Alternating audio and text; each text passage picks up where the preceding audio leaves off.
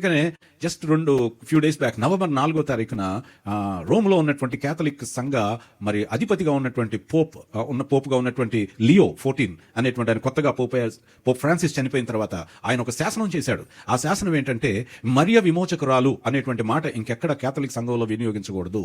కో redeemer అనేటువంటి title ఆమెకు apply చేయొద్దు. అంటే ప్రభుతో కూడా ఆమె సహ విమోచకురాలు అనేటువంటి టైటిల్ని మరియకు వినియోగించకూడదని కేథలిక్ సంఘం సంస్కరించుకుని ఒక మెట్టు సరిచేసుకుంది. ఏంటంటే ఇప్పటి వరకు మరియను ఒక ఆరాధనకు సంబంధించినటువంటి ఒక మాతృమూర్తిగా, ఆమె దయామూర్తిగా మరియమ్మ గారిని గౌరవించాలి.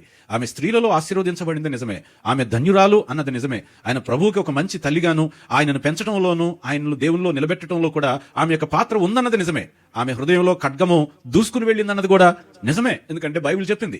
కానీ ఆమె యొక్క శ్రమ గాని, ఆమె రక్తం గాని మన విమోచనకు ఏమాత్రము వినియోగించబడలేదు కనుక ఆమెను సహ విమోచకురాలు అనకూడదు అన్నారు.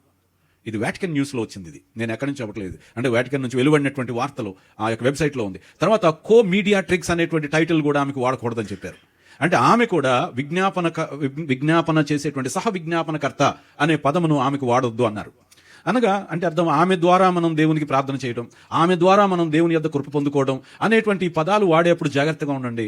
యేసుక్రీస్తు యొక్క ప్రాధాన్యతను ఏ రూపంలో కూడా తగ్గించడానికి మనము మరియమ్మను ఆ స్థానంలోనికి పెట్టకూడదు అనే కరాఖండిగా శాసనం చేశారు.